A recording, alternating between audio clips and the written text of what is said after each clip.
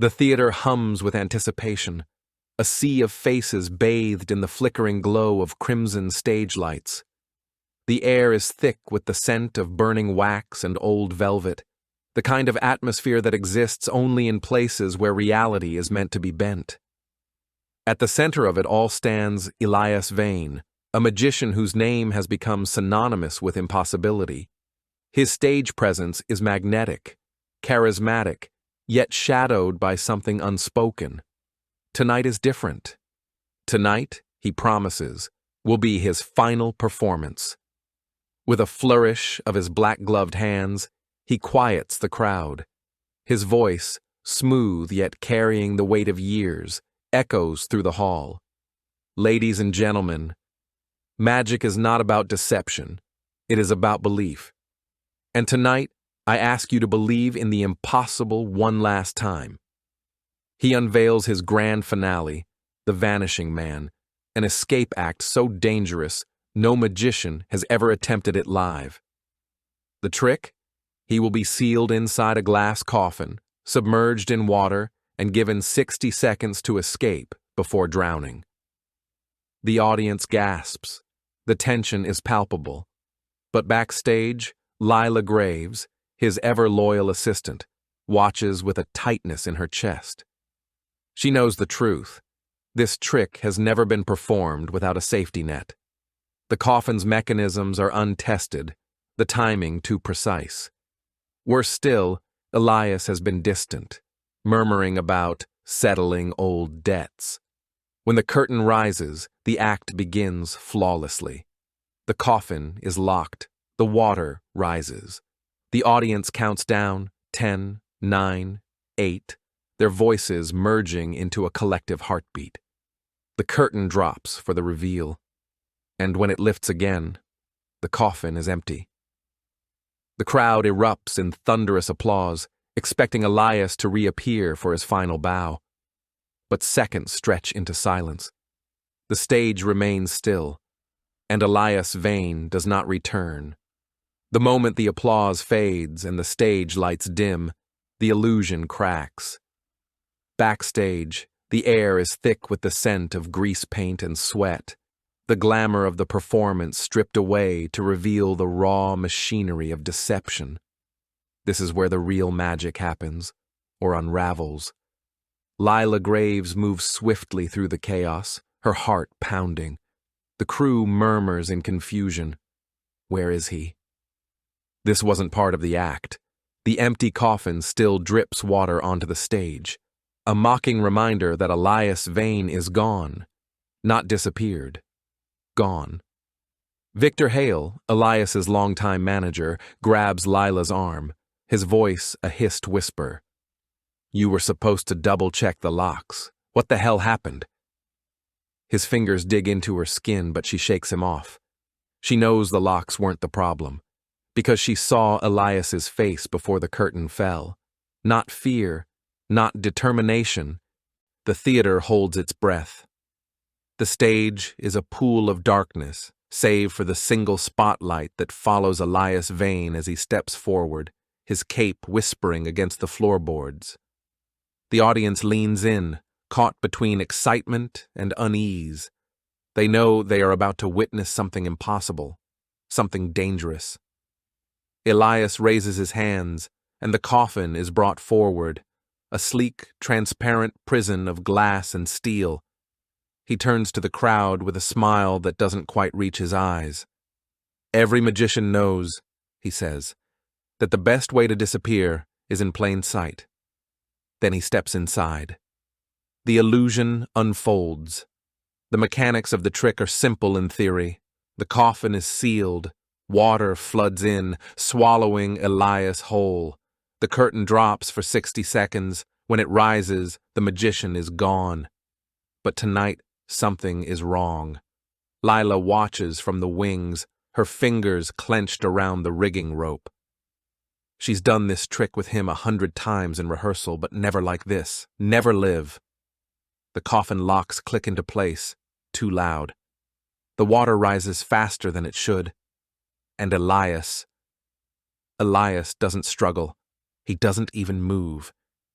He simply stares straight ahead, as if looking at something or someone beyond the audience, beyond the light. Then the curtain falls. The moment the curtain falls for the final time, the theater's carefully constructed reality shatters. What was supposed to be Elias Vane's triumphant exit becomes his permanent vanishing act. Backstage, the air turns electric with panic, the kind that crackles through a crowd when they realize the fire isn't part of the show. Lila Graves is the first to move, her heels slipping on the wet stage as she rushes to the empty coffin. Her hands tremble as they trace the edges of the glass, still slick with condensation. The locks are intact, the seals unbroken. It's as if Elias simply dissolved into the water itself. Behind her, stagehands murmur in confusion, their flashlights cutting through the smoky haze like searchlights over a prison yard. Victor Hale bursts through the crowd, his usually immaculate suit jacket flapping open. "Where is he?" he demands, voice tight with the first notes of real fear. "This wasn't the plan." His eyes dart to the trap door beneath the stage, their agreed escape route, but the dust on the mechanism lies undisturbed. When he turns back to Lila, there's something new in his face. The dawning realization that for once, this isn't a trick they can control. The theater manager makes the call the moment the 60-second mark passes with no sign of Elias. House lights flare to life, blinding the murmuring audience. A voice over the PA system assures everyone this is simply a technical difficulty, but the lie tastes bitter. Backstage, phones are already buzzing. First the local police, then, when the sergeant recognizes the magician's name, a call goes out to a particular detective who specializes in the impossible. Amid the chaos, Lila notices what no one else has seen. A single playing card stuck to the underside of the coffin. The ace of spades, its edges slightly warped from the water. Theo's calling card. Her blood turns to ice. Because if Theo is involved, then Elias didn't just disappear tonight. He was taken. The last person to leave the stage notices something else. The faint smell of almonds mixed with the stage fog. Bitter almonds. And near the electrical panel, a single vial rolls beneath a table, its glass still wet with something that definitely isn't water. The police lights outside the theater paint the marquee in swirling red and blue, turning Elias Vane's name into a ghostly specter against the night. Inside, two figures stand amid the backstage wreckage, one who built his career exposing magic's lies, and one who devoted her life to preserving its wonder. Detective Roland Finch steps over coiled cables with the weary stride of a man who's seen too many illusions. His notebook is already out, pen tapping against the page. "Let me guess," he says, voice dry as sawdust. He's hiding in a secret compartment, waiting to pop out when the cops leave. Classic vanishing magician routine. His eyes scan the ceiling beams, the floor seams, every possible hiding place he's seen in 20 years of debunking frauds. Lila Graves watches him with fire in her gaze. She still wears her stage costume, the sequins catching the light like accusation. "You don't know Elias," she says, fingers curling around the ace of spades she hasn't shown the detective. "He wouldn't abandon his theater, not like this." There's something desperate in her voice, not just conviction, but the terror of someone who's starting to suspect the truth might be worse than disappearance. Finch flips through security footage on a stagehand's laptop. "Look here. Coffin's empty before the curtain even lifts. Your boy planned this." He freezes the image, triumphant. Lila leans in, her perfume cutting through the stale air. "Then why?" she whispers, pointing to the reflection in the water. "Does the glass show someone still inside?" A beat. The video is pixelated, unclear. But there, Just for a frame, the suggestion of a shape where none should be. Finch's pen stills. The police lights outside the theater paint the marquee in swirling red and blue, turning Elias Vane's name into a ghostly specter against the night.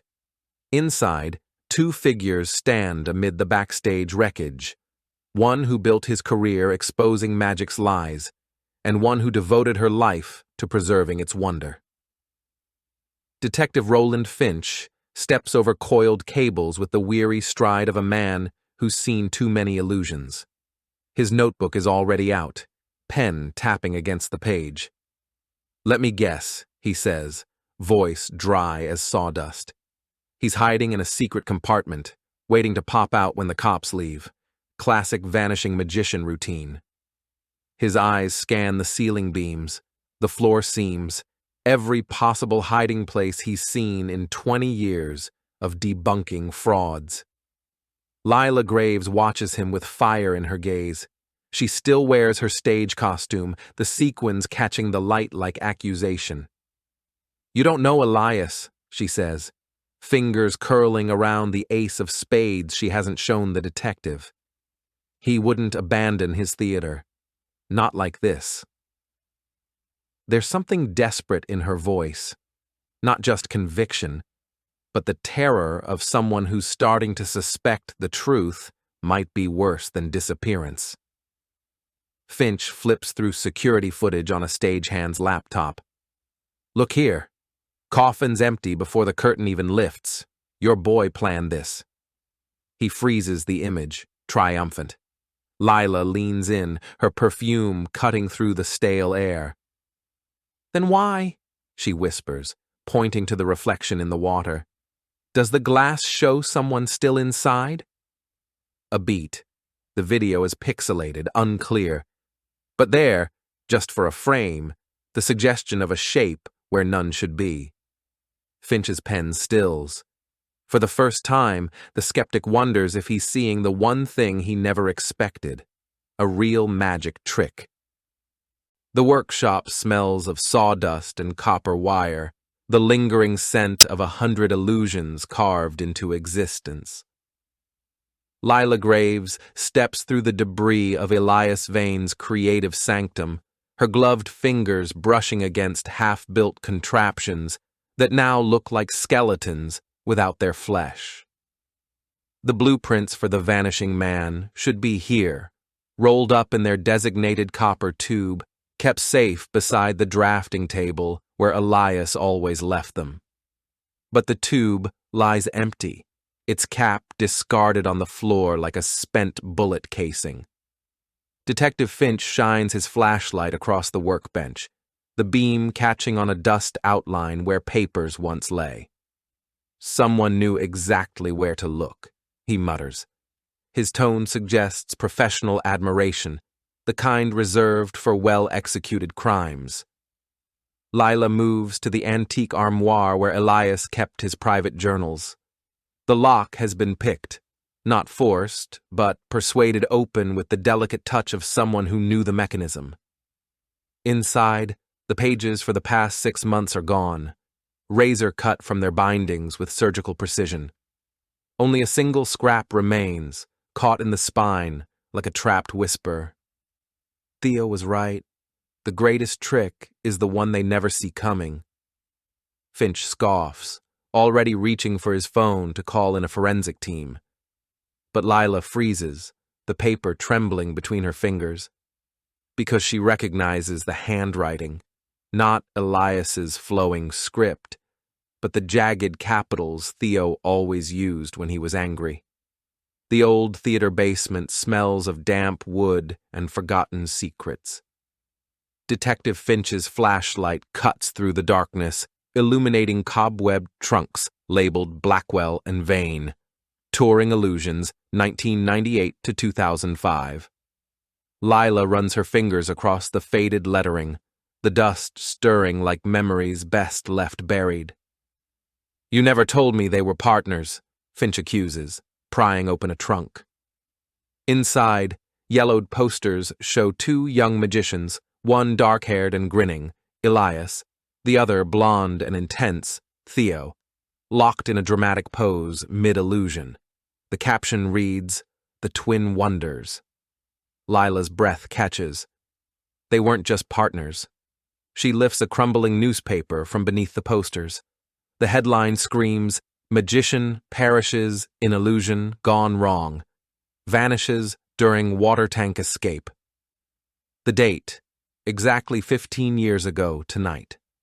The photo shows a younger Elias being restrained by stagehands, his face twisted in something far beyond grief.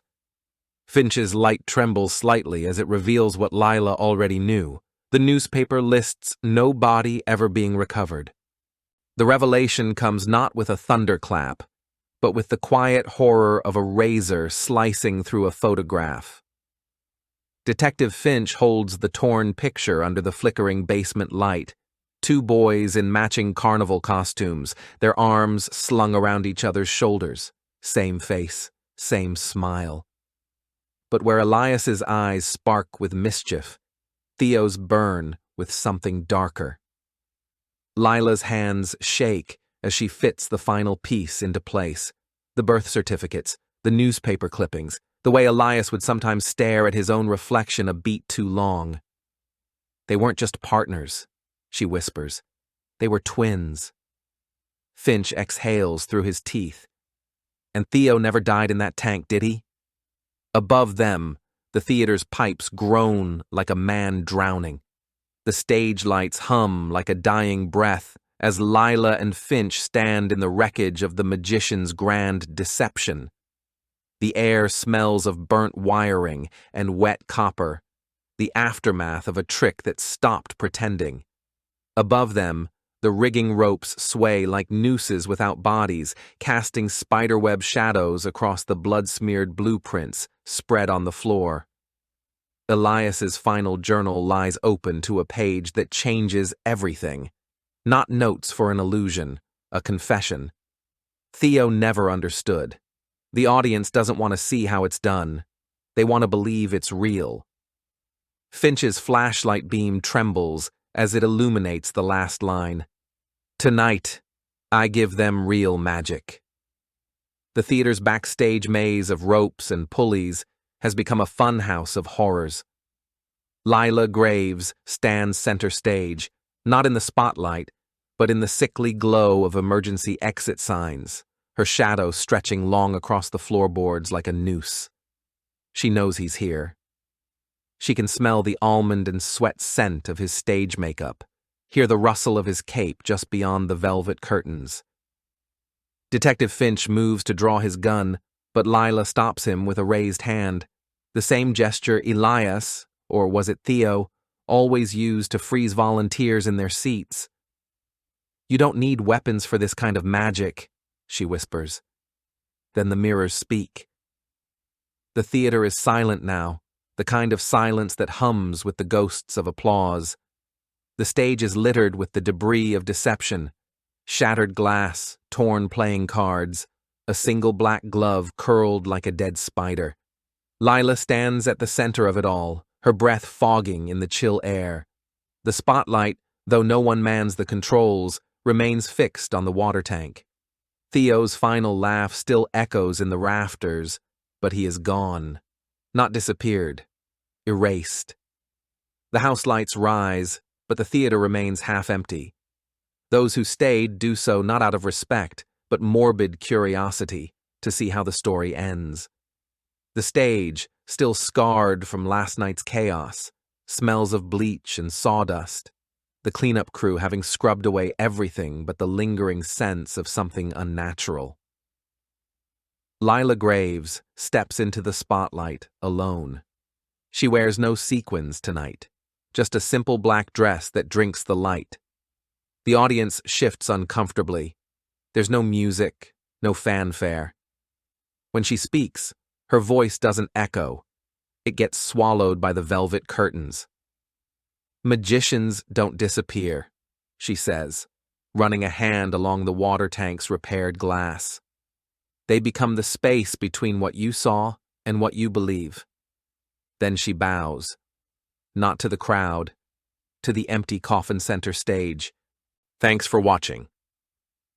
If you enjoyed this video, hit that like button, subscribe, and ring the bell for more. Let me know your thoughts in the comments. I'd love to hear from you. See you in the next one. Bye for now.